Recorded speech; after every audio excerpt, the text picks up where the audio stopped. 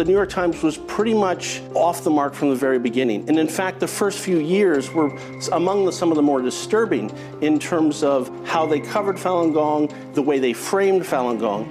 And we contrast that really with some of the work of the other major media papers, particularly the Wall Street Journal and the Washington Post. For example, 1999 to 2002, which was the first 3 years of the persecution, the Wall Street Journal was busy on a series of 10 articles that would win them the Pulitzer Prize for exposing the persecution of Falun Gong. The Washington Post had a series of groundbreaking articles where they were really the first ones that said this persecution is really coming from the top man in the Chinese Communist Party at that time, Jiang Zemin, or this persecution has torture as part of the mandate from Beijing. The New York Times coverage of Falun Gong was taking the lead from the CCP itself in terms of how to frame Falun Gong and how to talk about Falun Gong. And worse yet, the publisher of the New York Times flew to China and met with Jiang Zemin, the man who had architected the persecution against Falun Gong.